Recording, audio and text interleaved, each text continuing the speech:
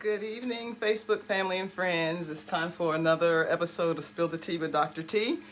Today we're going to talk a little bit about women, Western pioneers of the United States. We focus on male cowboys and that kind of thing, but I think it's important to always include our women and the history of how this country was established and forged. And of course, very often those our black women are left out of the stories, oftentimes, of the West and how it was won.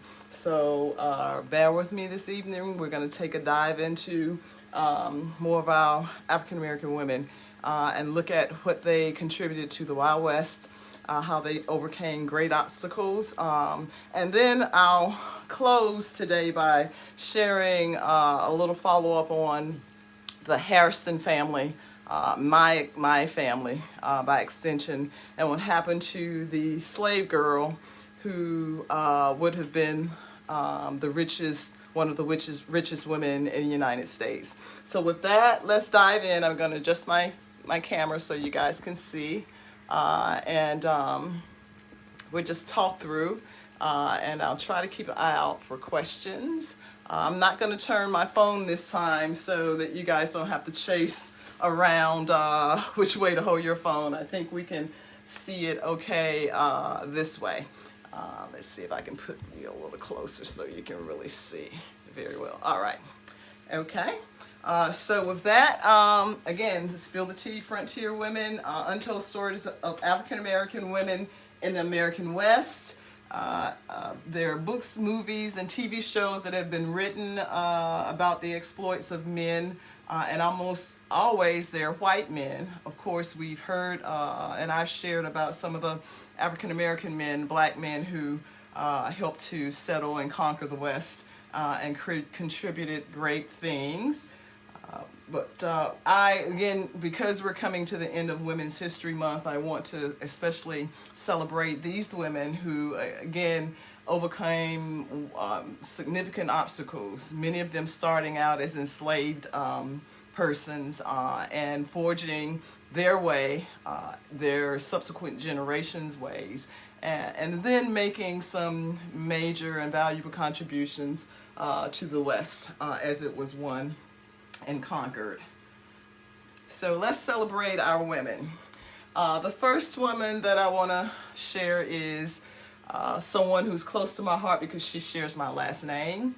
Her name is Bridget Biddy Mason, and she captured my attention because Bridget was born in South Carolina, Mississippi. And the reason that came to my attention is that, as you recall, as I shared information about our former plantation owners, slaveholders, the Harrisons, they had huge plantation holdings in Mississippi. And at one point, they did decide to move to Mississippi, and they took more than 1,000 slaves with them. So it is very, very possible that Biddy's parents may have been part of those slaves that were transferred to Mississippi by the Harrisons and eventually sold off. So these are the ways that we again find and make connections to ourselves and see how our family lines may extend. We do know that there were some Masons that ended up in California. So Biddy actually may have some connection to our ancestry somewhere. She was born in 1818 and bequeathed to the Smith family as a wedding gift. And she was a part of the Smith family decided they converted and became Mormons, members of the Church of Latter-day Saints, and decided that they wanted to make the trek along with some other members of Mississippi society out to Utah. And so Biddy and her children, at that time she had 3, an infant that was about 10 months old, and a child 8 and a child 10, all 3 of them by her slave master. And she walked 1,700 miles behind her master's wagon to get out west. She was 31 years old at the time. If you can only imagine having to walk that distance. And her responsibilities included certainly having to break down the camp every night and set it up once they got to wherever they were going. Break down every morning, set up every night. She also had the responsibility of cooking, of doing the laundry. She was also a noted nurse, a herbologist. She knew the ins and outs of how to cure various ailments with various herbal remedies. And she also had to do the cooking. So there was no rest for the weary, so to speak. Again, she also was breastfeeding an infant and trying to take care of and keep up with her own 10 and 4-year-old. There were 300 others that went on that ragging trip across the United States to Utah with Biddy's group, including a sister of hers.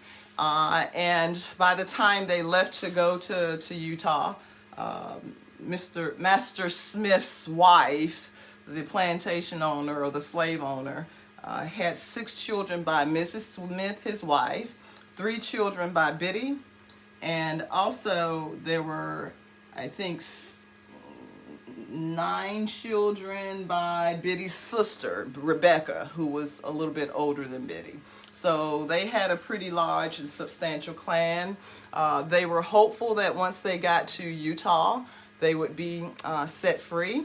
But I'll talk a little bit about the challenges and hopes of these formidable women as they took care of everyone else, sacrificing themselves and often their own families and children, and what happened to her once they got to the territory. This particular picture of Biddy is a mural that is in California, and it notes her. This is the nurse here is her, and I'll talk a little bit about how that part of her life came to be and how she was able to make her way from the Smith family in Utah. So at some point, the Mormons decided that they wanted to make an encampment out in California, and so Biddy's slave master decided to move him and all of his family. That included herself and her children and her sister. They left the Utah territory, and they were told by Brigham Young that when they got to California, because California was a free state, it was very likely that those slaves would not be able to remain enslaved. But John Smith would, for whatever reason, I guess assuming that the slaves felt like their lives were good and therefore would stay on with them, they did not expect that they would sue to win their emancipation and their freedom. They did get to California. They were there for about 3 years. And then her master decided that he wanted to return to Texas. And he was going to what they call abscond, which means is to kidnap the former property that was now free, take them back to re-enslave them in Texas. Biddy, from the time that they were on the wagon train coming from Utah to California, had run into several freedmen. And she found a community of freedmen in San Francisco, or in California, what eventually became Louisiana. Los Angeles, California.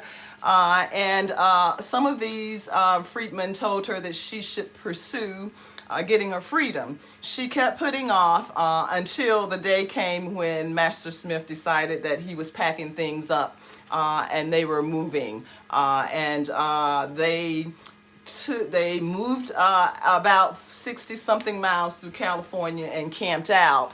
Fortunately, some of the free black people who were in California decided to contact the sheriff for the local community, or for what was Los Angeles County at the time, and also a judge, and they petitioned for Biddy's freedom. And the judge, they were able to track them down, and the judge put a stay, writ of habeas corpus. I wish my dad was here, which meant they pretty much had to stay in place. And Biddy and her family were taken to a jail, which again, this is unusual, and I guess it's because these people were thinking differently about formerly enslaved people that were coming to California, or maybe some of them that were there. But they actually put them in jail so that they could protect them, so that their former master would not come back and kind of kidnap them and take them off to Texas. Biddy did, although she was illiterate at the time, she did sue and petition for her freedom, because she had lived as a free person for 3 years with the Smith family. And she did indeed not only win her freedom, she won the freedom of her sister, and all of their children together jointly. And of course, you can imagine that must have been a powerful day for her. I'm sorry. One of the things that she also was noted for in the local LA community, she saved her money. She was a wonderful cook. She was a midwife. She was, again, a herbologist. She was able to get on working for one of the local doctors on Main Street. She delivered, they said, hundreds of babies of all races. And she was really loved by the local community. One of the things that she did was she wanted to, these people were very faith-based people. And they wanted to always establish a church community. They certainly understood the importance of that, especially among African Americans who were still making their way to the West. And so she started to have church meetings at her home until she was able to eventually help to fund the building of one of the first black churches in LA. And this is a church here. And it is the African Methodist Episcopal Church, AME. And again, Biddy actually contributed quite a bit to help to fund the building of it. And she was celebrated for all that she'd done in all of her years. She eventually passed away, again, knowing that her family was all together. And let's see here. She, again, goes down in history. She had amassed quite a bit of property. By the time she died, I think she had quite a bit of money to her name, at least in terms of that time. So if you're talking about $5,000 to $10,000 for a newly emancipated or free person, that was significant. So she was very, very cost conscious and a shrewd businesswoman. So that's Biddy, Bridget Biddy Mason. And again, she holds a special place in my heart for all that she endured and what she went through. But also that there's a possibility that that she might be this long lost relative. Also, one of the things that I found out as I was watching Dr. Henry Louis Gates' celebration of black churches, and was that there was a minister by the name of, I think his name is Harris Mason, that was one of the ministers at this church. So again, the connection, hopefully, as we can continue to do our research on our own family, we'll discover exactly if there is a connection, and if it is indeed Biddy Mason.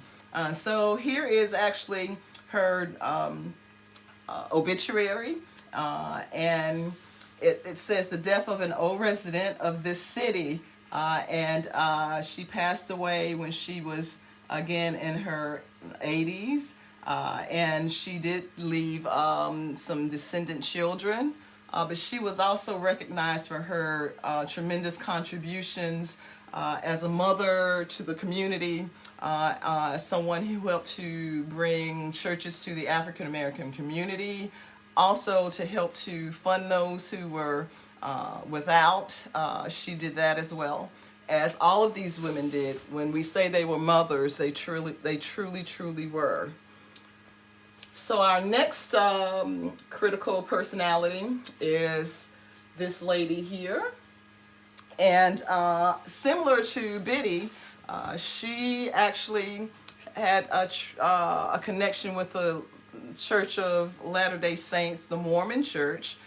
She is Mrs. Jane Elizabeth Manning. She eventually married a gentleman by the last name of James. And she and her cohort decided that they wanted to join the Church of Latter-day Saints. She was coming out of an area in the north, so she was not brought up enslaved.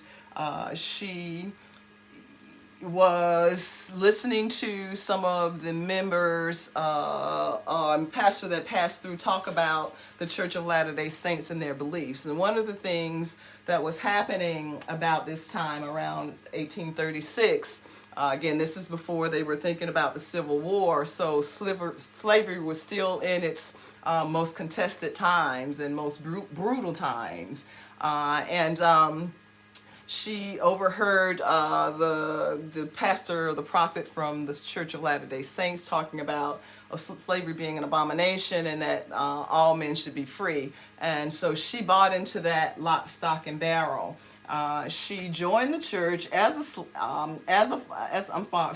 former slave. So although she was in a freed area, she was a former slave. And eventually, her family decided to leave Connecticut, where they were, and walk again across to Illinois, this place called Norwalk, Illinois, and set up an encampment of Mormons in the Illinois area.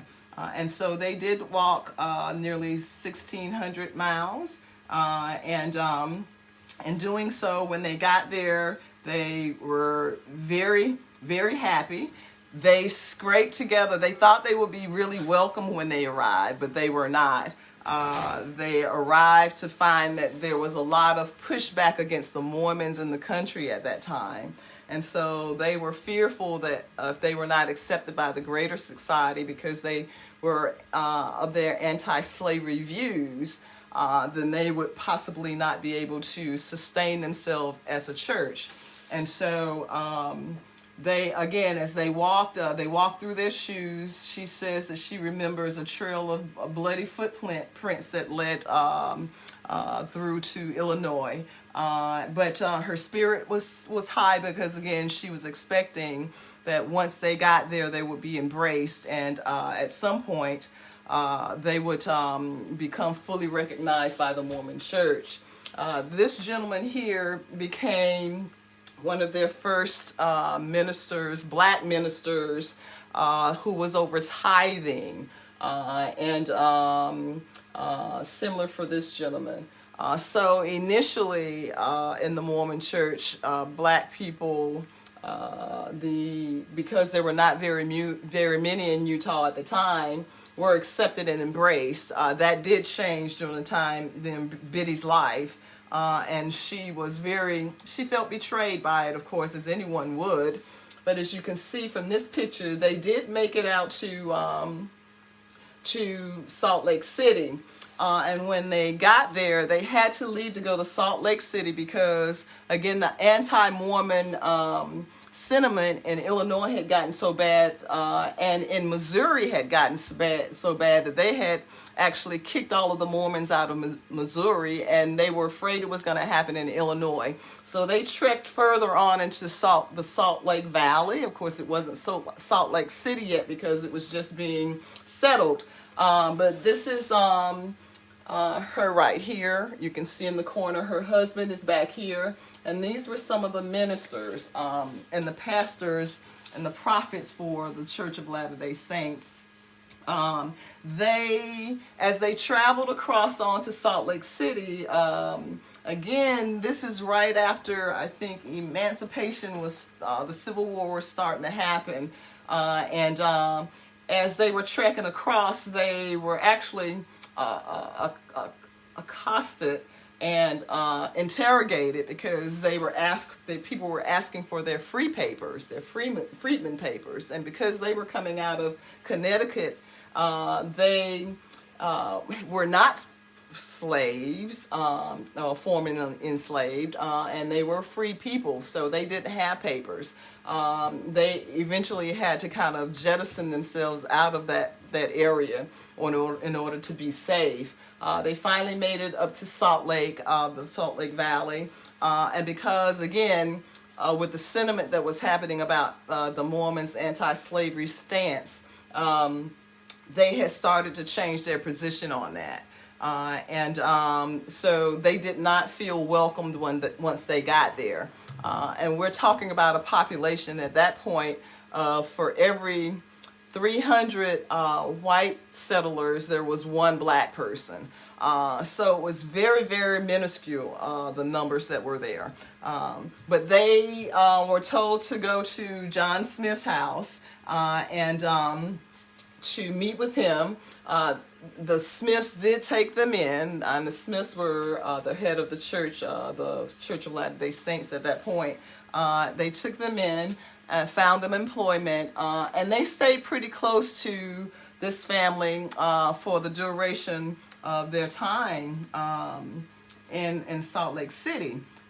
They, at some point, this Mr. John Smith passed away. That's this gentleman here.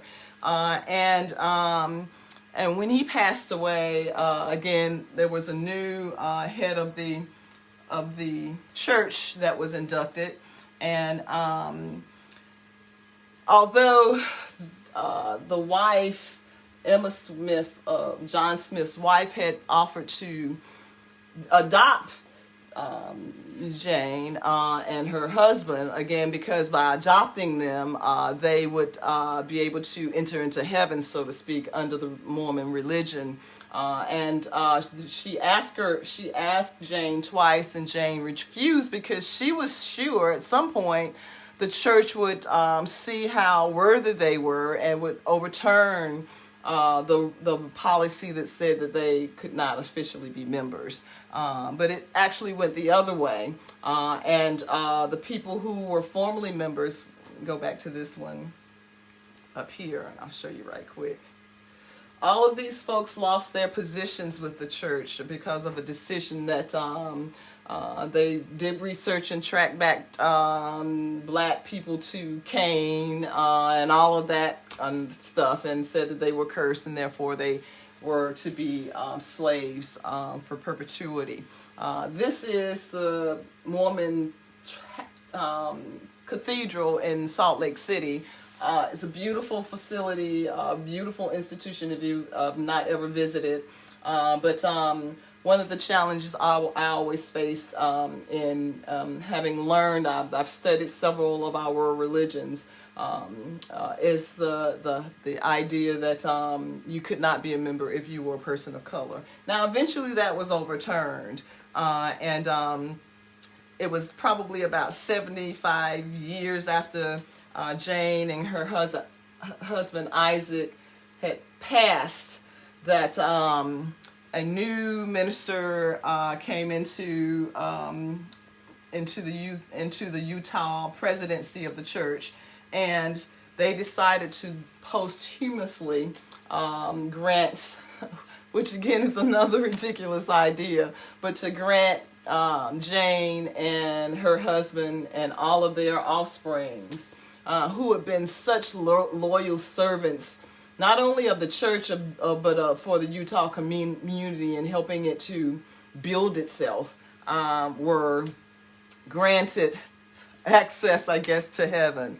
And based on my perception of God, I don't think she is that petty.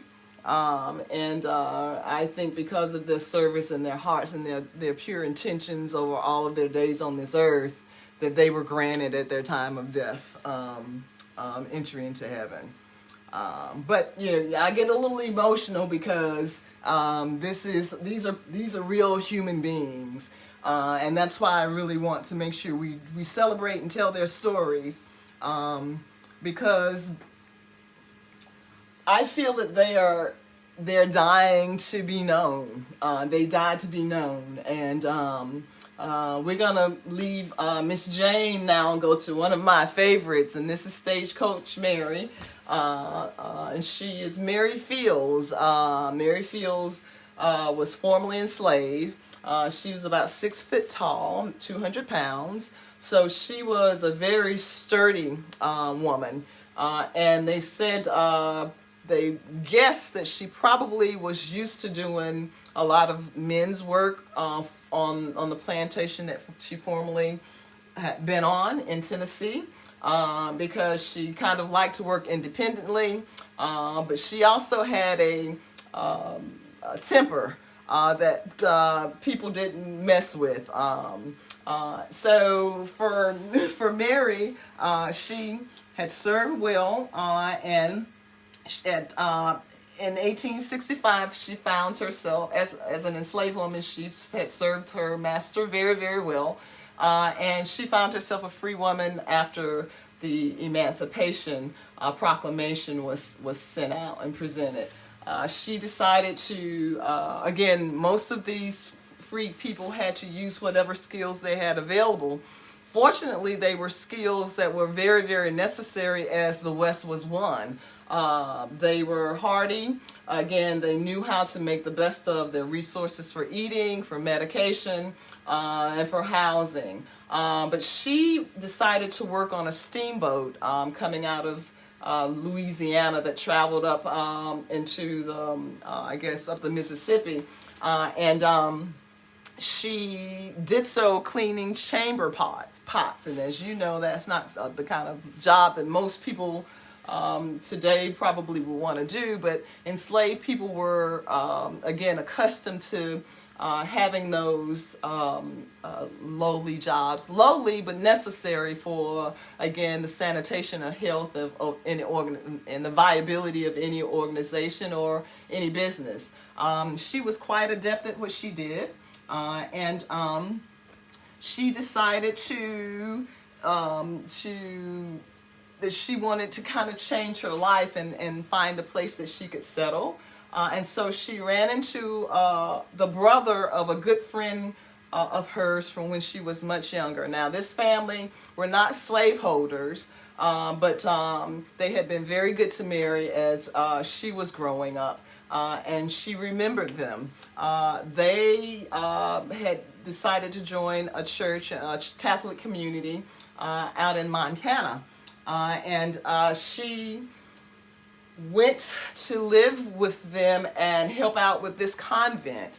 The convent was run by a specific group of nuns in Montana, and they were asked to be in place to help the Native American communities that were again starting to get their reservations, and they wanted to set up missions. Of course, again, that's the Catholic Church. We know the history of some of how all those things took place and happened.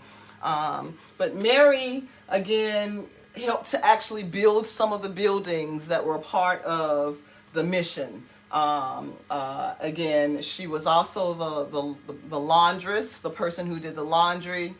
She had a garden. She raised the chickens. She kept the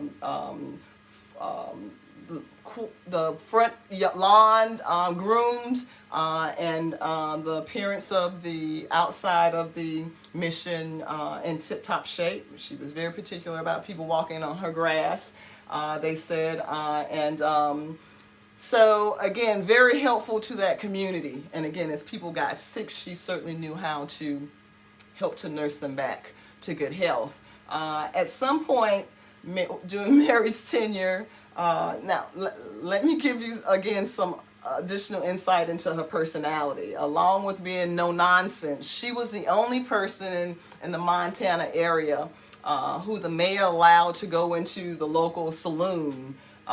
Women generally, unless they were women of ill repute, were not in the saloon. She was the only woman that frequented, it was allowed to drink and gamble.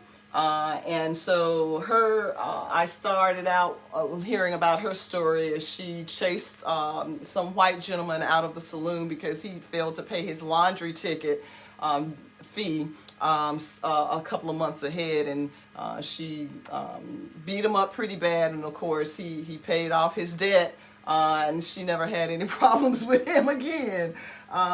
So this is who she was. Eventually, as she worked with the convent, the mission, she would have to drive to the local supply town to pick up supplements and various things that they needed in order to subsist. Again, out here in the Wild Wild West, there were not generally lots of stores that you could go to. So she was asked to drive the freight wagon, and she kept the Smith & Wesson with her. Her trusted dog was always with her. You see him right here. She also could play banjo and harmonica.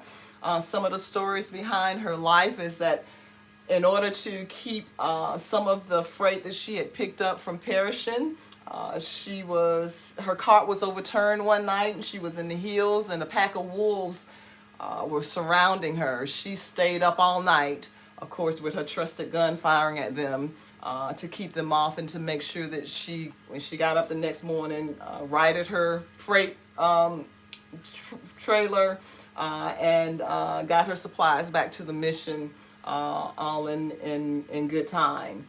She also at one point in a snowstorm, a blizzard, in order to get the provisions back, she actually walked some, I think, 20, 30 miles to make sure she delivered. So she was very loyal and dedicated. With that, because she had kind of a no-nonsense mouth, at one point she made a comment to one of the parishioners, and the priest heard about it and decided that not only were they sorry team, let me get you back on. Not only were they going to dismiss her from the church, but they were going to also make her actually leave the whole church community. And so that means she would have lost her job. The job that she did bringing the supplies in to them. And she was really hurt by that. Because, of course, what we know about, and we probably all have relatives that are similar to this based on life, their exterior may seem very hard and crusty, but we know they have the best hearts of anybody that we know. And they give you their last in order to make sure that you had. So she didn't know what she was going to do at that point. The lady who, again, had known her since she was very young, she was now a mother superior. Her name was a Mother Amadeus. And so she appealed to the U.S. Mail Service to have her as one of their drivers for their mail carriers. And let me go here. And here we see her. This is actually Mary Fields with her mail cart. Again, nice big draft horse. They said that I'm sure in order to make sure that she was safe, she tried to look as masculine. So she wore a trench coat. She wore trousers under her skirt, they said, and she also had the trusted Smith & Wesson hidden under her trench coat. You see her here, and all of these are white male drivers. There were no other women drivers. She was the only one. And they said she never missed a day of work. Oh my goodness. And they were sleeping on hard concrete floors and as they built their missions.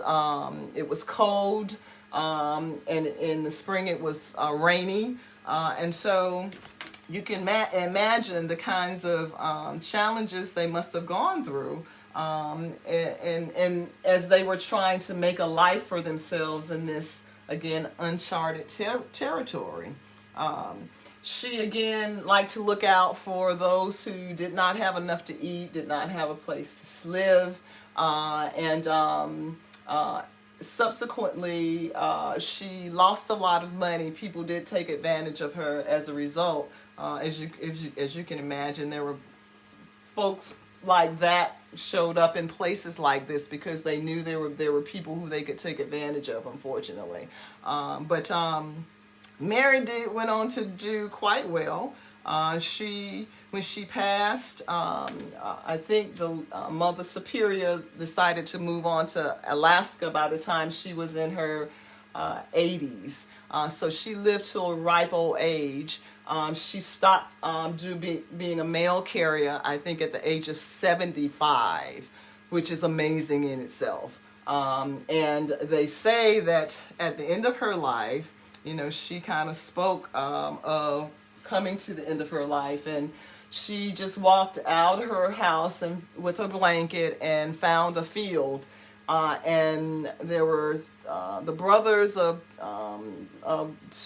this white gentleman that knew the family. The family knew her very, very well and felt close to Mary. Found her laying in the field as they were coming back into town, and they retrieved her and summoned their parents, and their parents actually got her to a hospital in Montana.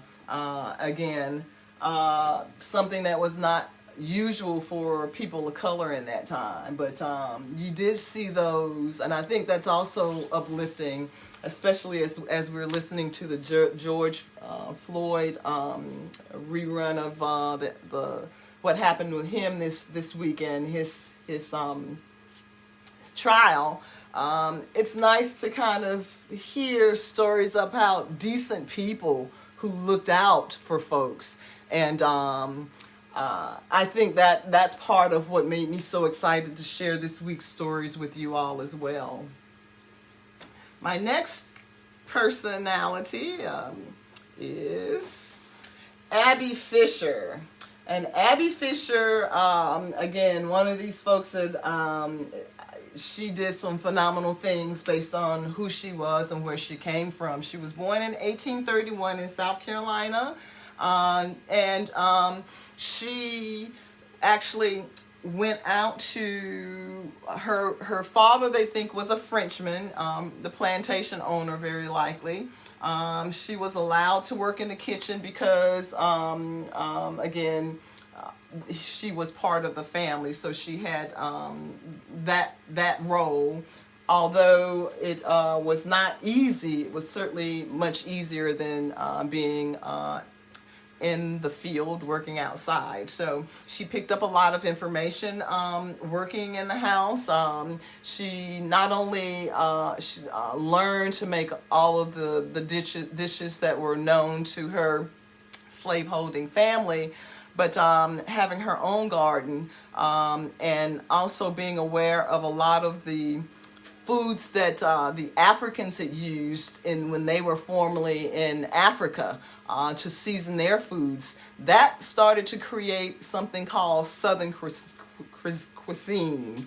And so she was a master of that type of cuisine, marrying the African foods to the foods that were traditional to Southern families in the United States, certainly helping to make sure that there were strong taste.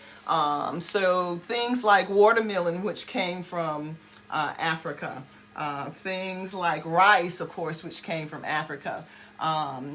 Things they married that with things that they got here, like corn. They used sweet potatoes, which came from Africa.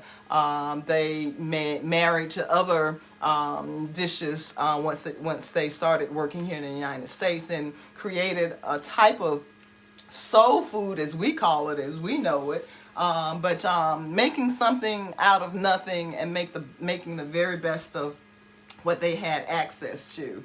I'm sorry. So Miss Mary decided to go out to, I'm sorry, excuse me, you guys, get a drink or something. Decided to travel out to California. While out there, her husband worked on a passenger ship. I think it was like some of those steamboats and things like that. And she did, again, cooking, and she was making up to $500 for catering various meals for the what was quickly becoming the wealthy elite in California, making their way out because of the gold rush. And it was just a lot of new opportunities out that way. And so what you see here, she went on to create a family of pickled products. So pickles, she had brandy, she had things like pickled watermelon rind, she had sauces, and so these folks who were coming to California knew that they could pick up her products and certainly create very, very tasty dishes to impress their families and their friends. She is the second African American woman to write a cookbook, and although she could not read or write, she got in with some very prominent groups because, again, her strong work ethic, and of course she was a mother figure to so many. She could not find where her daughter was. Her daughter had been sold away into slavery at one point, and she wanted to find that daughter, and at some point she by the end of her life she did, but she again accomplished creating and writing, being only the second African American author to create and the first to write a cookbook, and these were all of her own dishes. The book also included herbal remedies for things that people were coming down with during that time that she knew how to treat. And so she was really a jack of all trades, or jack of all trades, I shouldn't say that, a madam of all trades, I'll say. All right, this is my next person, and this is actually Clara Brown. At 36, Clara family decided that they had to settle the estate of her former slave master, and so she was watched as her family members had price tags put on, as she described, on their heads, almost as if they were pieces of furniture. And to her horror, her 10-year-old daughter, Eliza, was taken away from her. And she searched for her all of her life. But Clara, she had the skills, again, of being a cook, a laundress, and she also was a very hard worker. Also illiterate, but again, she knew that she had the business sense, and she had the skills for some communities that were starting to develop and grow in the western part of the country. She found herself at some point going up to Montana and Denver. Denver. She was in Denver, and this is like a hillside mountain town that she lived in. You can see it's not very much there, but it was a rugged kind of life. She made a living, again, washing clothing, and also cooking meals for people, because a lot of the prospectors and miners did not come with wives, so there were very few women there, and that's how these entrepreneurial spirits found a key loophole, a key role and figure and place for themselves to work and make quite a bit of money. She did very, very well in her business undertakings, and she was even considered. They called her Auntie Clara because she lost her daughter, and her first master after she was sold and her daughter was sold off was actually a merchant. He was a hatter, so he made hats. And he was quite kind to her as slave masters go. And he would always check to let her know of word of where her daughter Eliza Jane was. And so it was at his death, when she then was sold again, that she was not able to get any more word of where her daughter was. She eventually made her way out west. She was able to convince a gentleman who was taking a wagon train of about 300 folks out, that she could be the cook for them, and that because it was a bunch of men that they needed her, and she worked so well that she proved herself, and certainly that's exactly how she got out to Denver. And so, after getting to Denver, she did quite well. Let me see here. Get to the next slide for us. She did quite well. Again, she was considered an auntie to so many of the families there. She took in several people who were coming to that area who didn't have places to live, if they didn't have food, if they didn't have family. At one point, she went back east trying to find her daughter. This was later in her life. And of course, when she got there, they found that her daughter was no longer in that part of the country. So she was heartbroken, but she came back with about 30 people, friends, orphans, distant community leaders, that she wanted to bring to the Denver, Colorado area to start a new life. And she put them up in her home. She cooked for them. She helped them find jobs. So she eventually became a representative for the mayor of the city, and helping to bring blacks, freed blacks looking for opportunities outside of the Deep South, to Colorado to set up their homes and their future families, and certainly to make a contribution.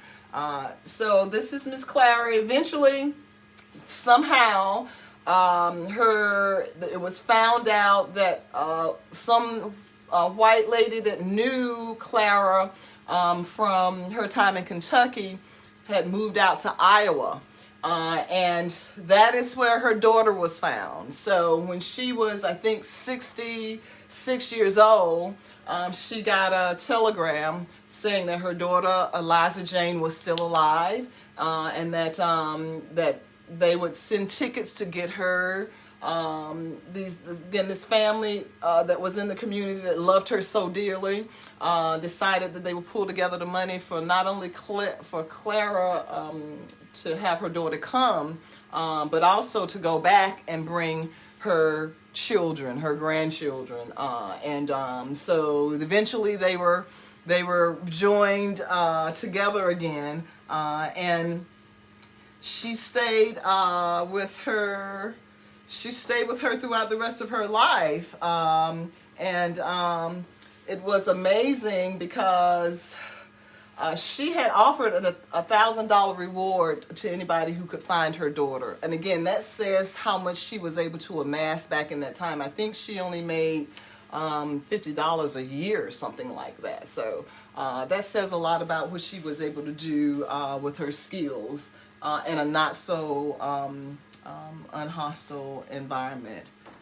So that is who we call Aunt Clara. This is also another statue of her. You can find her in Colorado. They really, let me see here. There we go. They really felt very highly about her. At the end of her life, she had just about lost most of all that she had earned, again, trying to find her daughter and helping out everybody that came to the community as well. And so there was a lady who eventually, it was the lady who started the United Way. She lived in the community, and she was so impressed and loved Clara so much, Auntie Clara so much, that they decided to pull together some funds, and that she had a stipend monthly. She was the first member inducted into the Colorado Pioneers Association, the first person, certainly the first woman. And so they are very, very proud of that. And I applaud her because she held out until she was able to be reconnected to her child. The making of Mammy Pleasant. Now, this is a very interesting story. Mammy Pleasant is very mysterious. She's an enigma of sorts. They really can't put their fingers on the truth of her early background. Some people say that she was born in New Orleans, and she was Creole. She says herself that she was not. She was born in Philadelphia to free parents. And at the age of 9, she was sent to Nantucket Island up north, where she was supposed to be educated. A Quaker family was paid by her family for her to be formally educated. Unfortunately, the family just took the money, but they, which is a little unusual for the Quakers during that time. They usually were a big help with African American families wanting to get their education. But they took her money and sent her back to Philadelphia, at which time, again, she became more and more interested in becoming an abolitionist, helping to do whatever she could to better the circumstance of enslaved black people.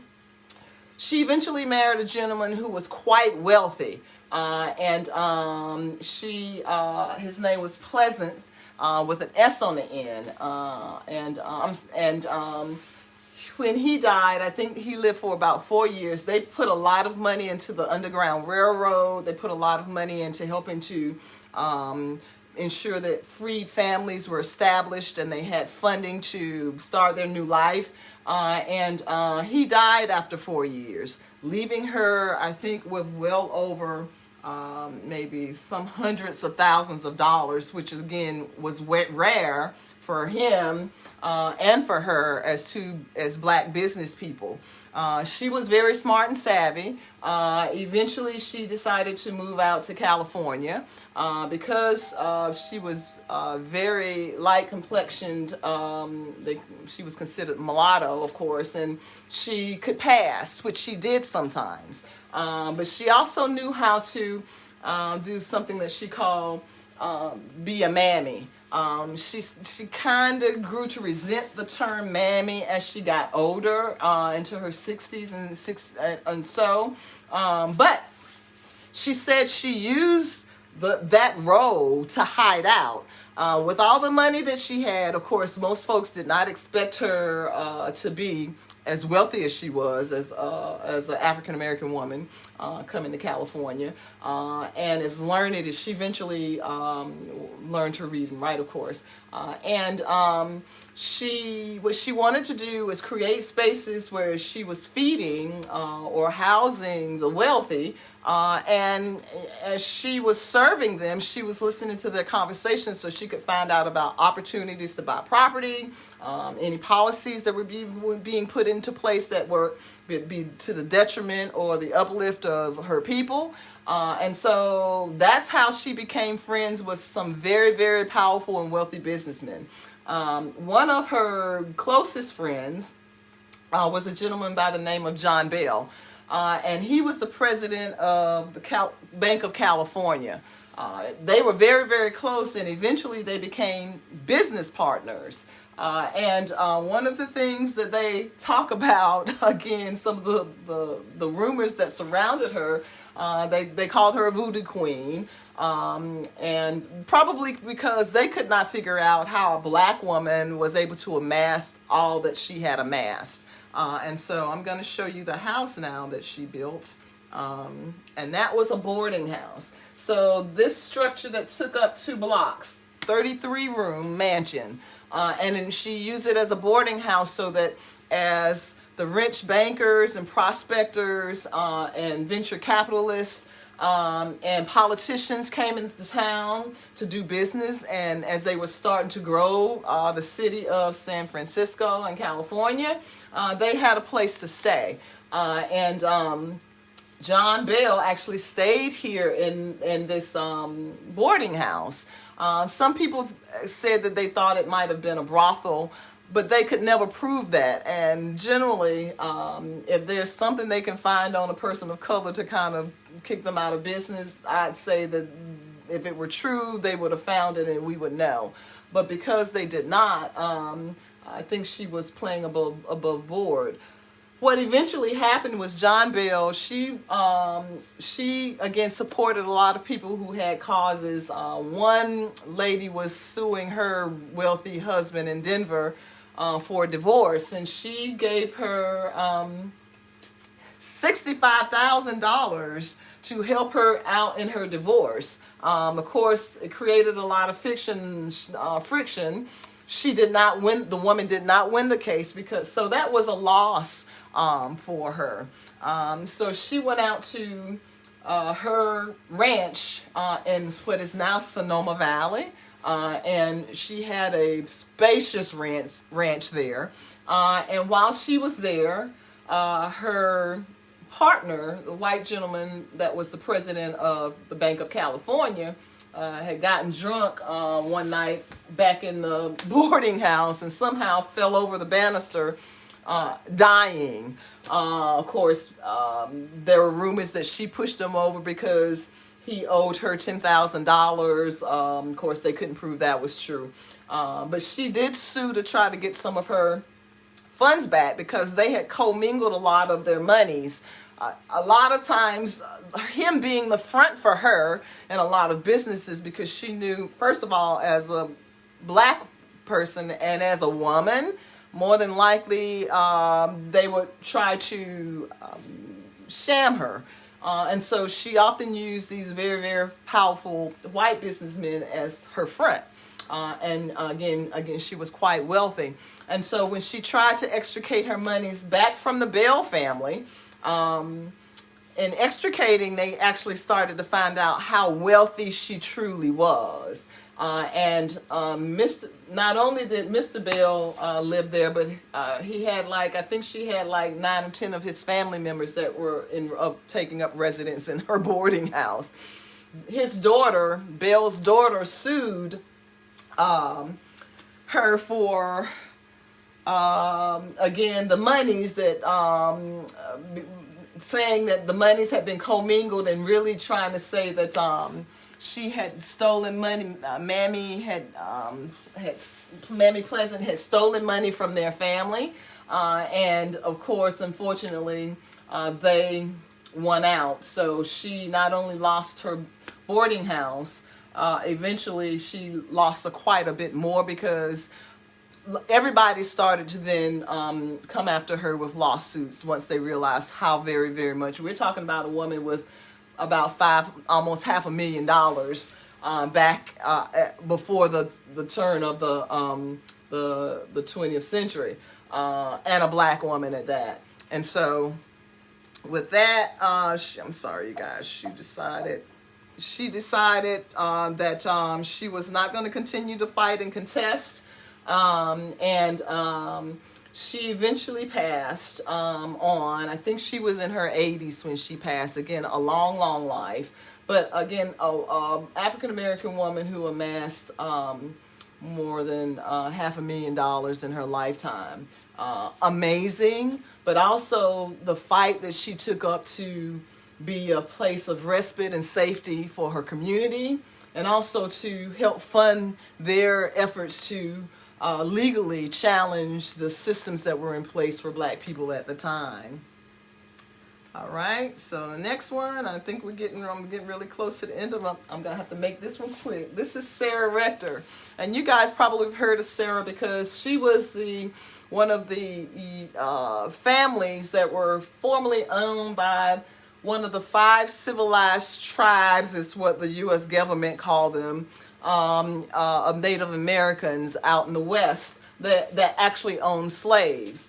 After 1865, when the Civil War was over, those black people lived in a community, generally outside of Oklahoma or Kansas, where again they live in their own safety. As a part of the Civil War, treaties with the 5 civilized tribes of the United States. I hate the way that sounds. It's so ridiculous. They actually, because they were slave holders and the Civil War was lost by slave-holding states and peoples, the Native American communities that owned tribes were actually required to kind of give reparations. And so, for each of the 600 black children that were being set, now freedmen, under the Muskogee tribe, the Muskogee, they actually had to give them huge deeds of property. And 159.14 acres per child.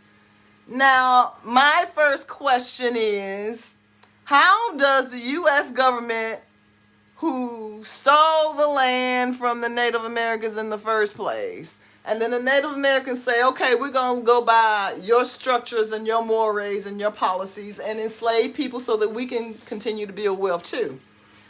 Then the Civil War happens, but you make the Native Americans, and I'm saying this because I think it's important to understand how wealth is taken back from our community.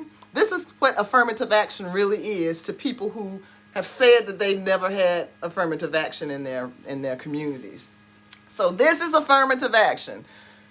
The Native Americans had to give their lands over to the descendants of the 400 or so 600 slaves that they had owned historically. But why didn't any of the southern plantation owners have to give property back to the slaves that were down there in the South?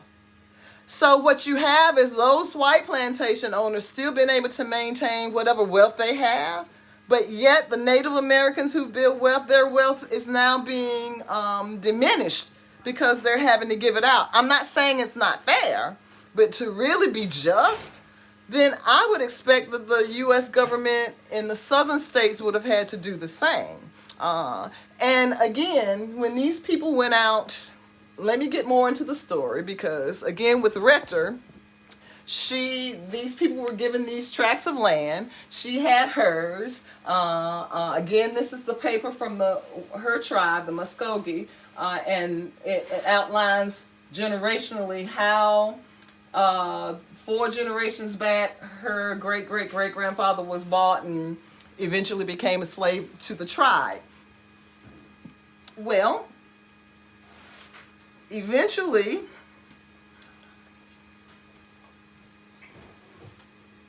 she did get, they did get these big plots of land. They said that for this young lady, her father said Sarah's plot was not only infertile, but it was not good soil. So there was nothing that could be grown on the property. And so but they still had to keep it. Her father petitioned the government and the tribe to actually sell off the land because the $30 taxes, property tax they had to pay annually was more again than these people were making in a year. Most people may have made, if $50 a year was a lot for formerly enslaved people. So $30, although it doesn't seem like much to us now, that was a lot of money back then. And so he petitioned for them to sell off some of the land so that he would have the monies to keep paying the tax. Well, they denied that request and refused him. So the father continued to try to do the best he could with it.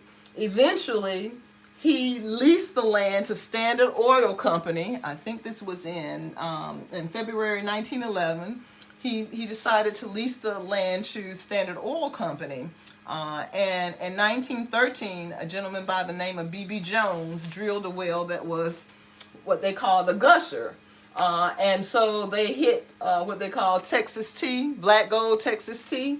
And all of a sudden, this young lady was one of the richest little girls in the world.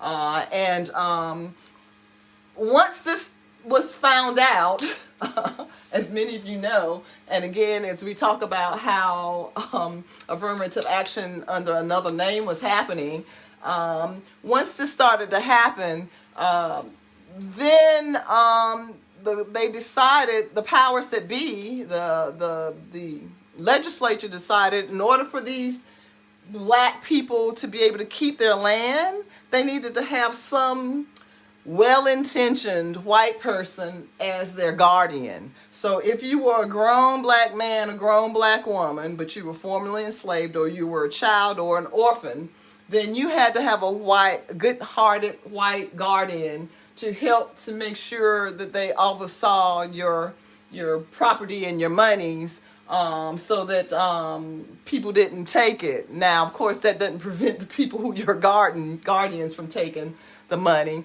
And in fact, many of the other people who were Native American and black that actually got this allotment, there are stories about them and folks marrying them and killing off the family members, white people, unfortunately, marrying them and killing off the family members to get hold of the oil allotment. But she actually received her monies. I think it was $1,100 and some odd dollars back in the day. They said that she lived for a while outside of that area. When she was only 12, the NAACP stepped in because they wanted to make sure that, again, these supposedly well-meaning and good-hearted white people would really look out for these black people who had come into good fortune, and they pushed that somebody from their own race should be the person that the people who look out for them. And one of the things that they did as a result is they took her to school so that she could go K through 12, of course, and catch up at Tuskegee School for Children, and then she attended Tuskegee Institute for college. Then returned back home and married a gentleman by the name of Kenneth Campbell, and she stayed in that area, Kansas City, and this is, again, the family house. It actually still stands there in Kansas City, Missouri. Actually, I saw it when I was out in Kansas City. But very interesting life for this young lady, and everything did end well for her. She died, I think, at 65, which, again, was shocking to me for some of these other folks who had lived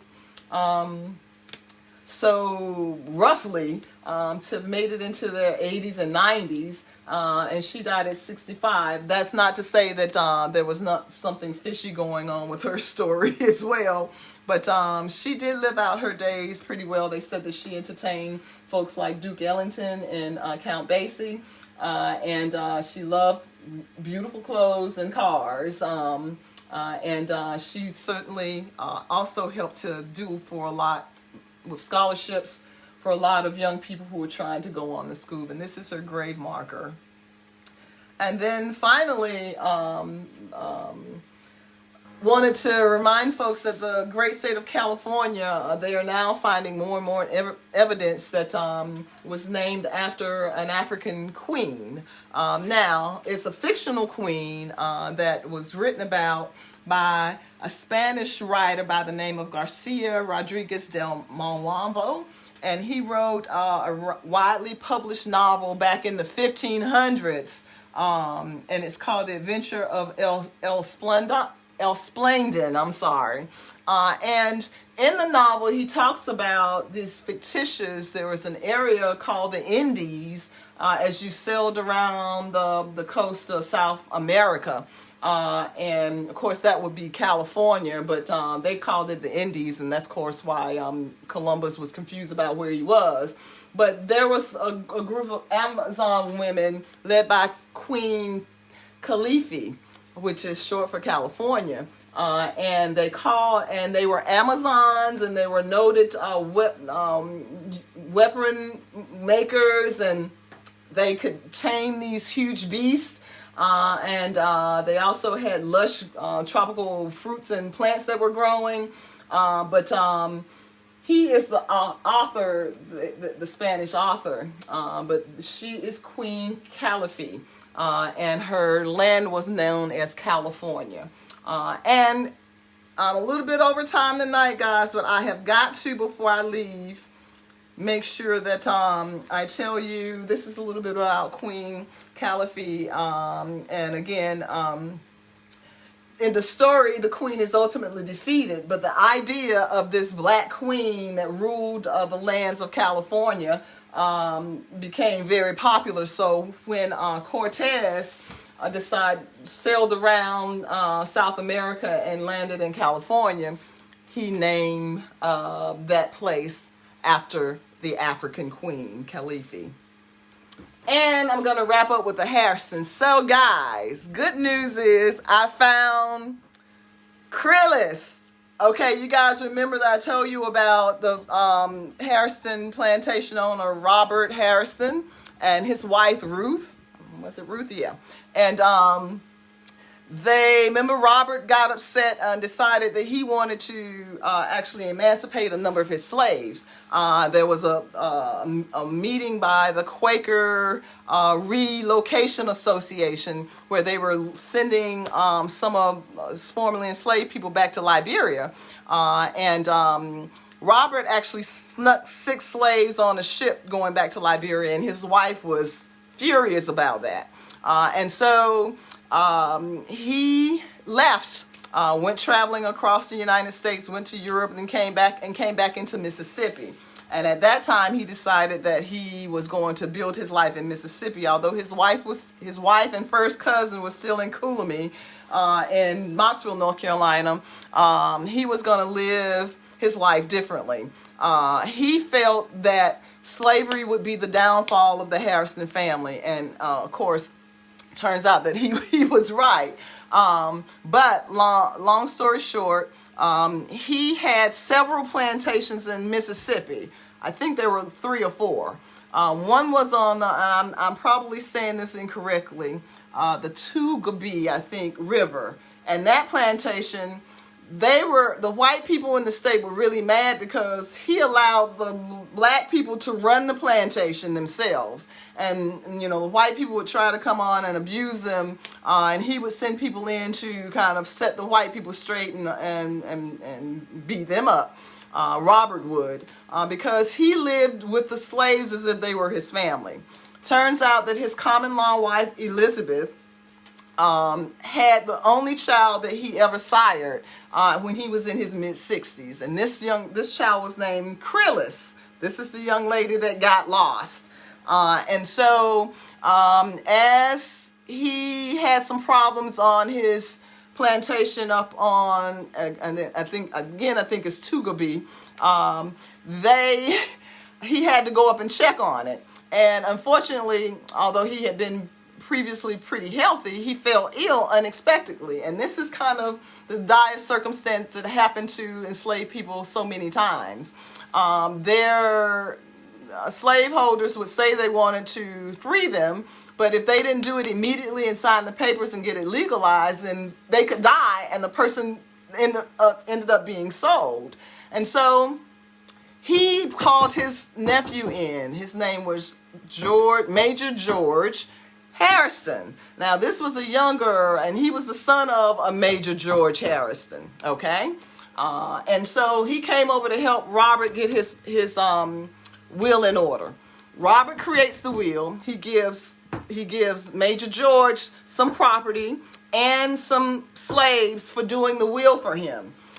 Because slaves, again, we're talking about some of these slaves being as much as $2,000 a head. So that was currency at that time.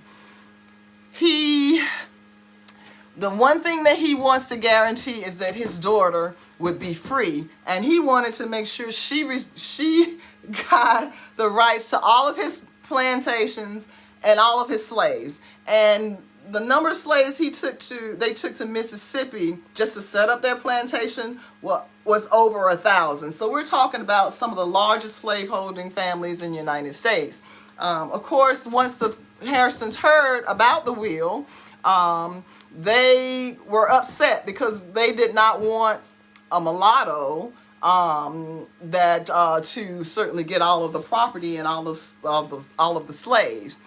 So, of course, the father, Robert, is very, very concerned because now he's afraid that his daughter won't be free. So he goes to get another attorney in Mississippi, and that attorney is a lot more reputable. He does the will, and it's signed, and on his deathbed, he's able to read it and sign and approve it. Okay? Then the Harrisons all come in once he's dead, and they contest the will. There's no way. First of all, the old slave woman that lived with Robert Harrison was having relations with other men on the plantation and in the community. So that really wasn't Robert Harrison's child. And plus, she died. And so no need to worry about that now. We all get to divide up the money and keep it for ourselves. Well, the gentleman who's writing the book decides that, that's just not enough for him. So he goes to Mississippi, and he's talking to this African-American man who, one of the Harrisons, a woman who was born into the family, her last name was not Harrison, I think it was Brown. But she wanted to make sure she continued to tell the stories, and she was very, very sensitive to her black family members, I'll put it that way. And so the author was talking to this gentleman, and he said, I'm trying to find this slave that was sold off by the name of Crillis, but they told me she died. And the man said, oh, no, she didn't die. She was absconded. And he said, absconded? He said, yeah, they kidnapped her and just took her to another plantation. So they brought her from where she was and took her to another plantation in Mississippi. And they changed her name from Crillis to her mom's name, Elizabeth. So and she never knew, of course, that they were fighting the battle to get her all of this money. She just knew that she was moved, and she had to, she could no longer answer to the name Crillis. And so this gentleman was able to point the author to the home site of Crillis' descendants, right? And so he goes and he talks to this lady, and she brings him into her home, and there on the wall is the picture of Crillis. Beautiful woman. And let me tell you what she was able to do. Because she lived Major Peter, who who wrote the will for his uncle to make sure Crillis got all of the stuff from him, inherited everything from him, he actually ended up being like Robert and living as common law with Crillis. So Crillis was his common law wife.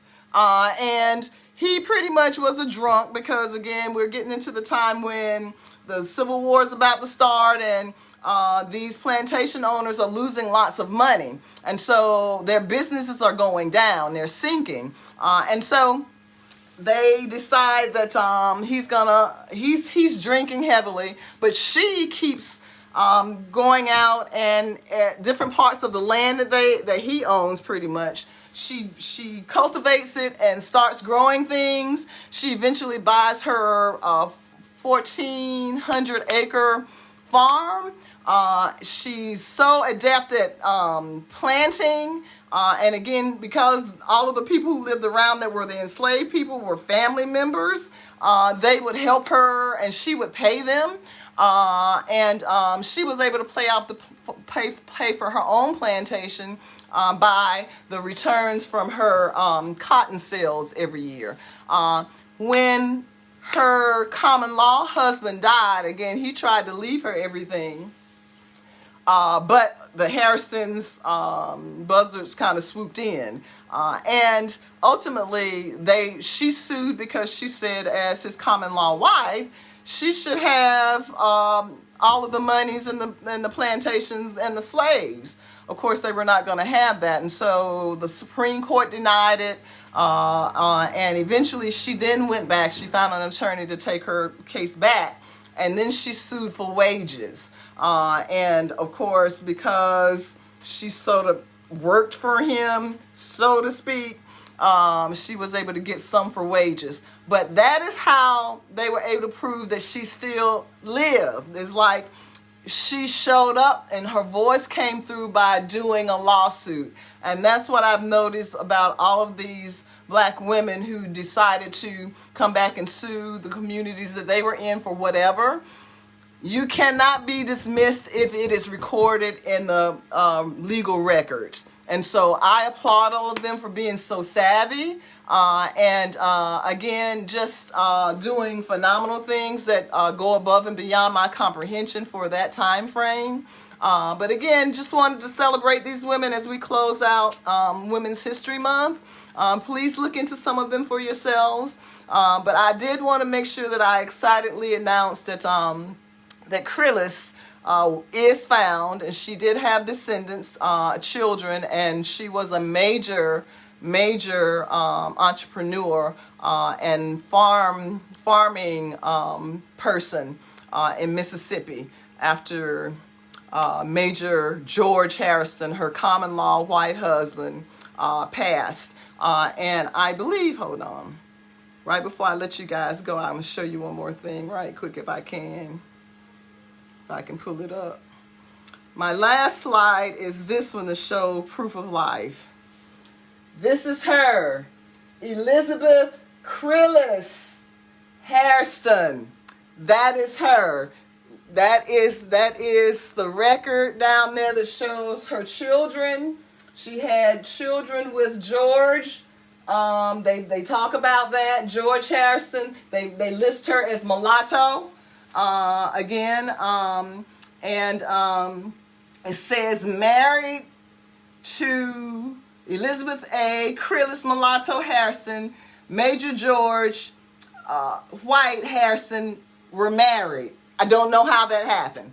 And then, of course, they had several children. One was a George, one was Samuel, one was John T., one was Anna, and one was Robert P. And so, proof of life. Way to go, Kryllis. That's my girl. Thank you guys for listening once again. I'm glad to spill some additional tea, and I hope it was interesting for you. Next week, I want to talk about, as we finish up with Easter, I'd like to talk about the Black Madonna and how they show up all over the world. So enjoy your Easter. Love all of you. Thank you so much for supporting and your well wishes, and we'll see you next week.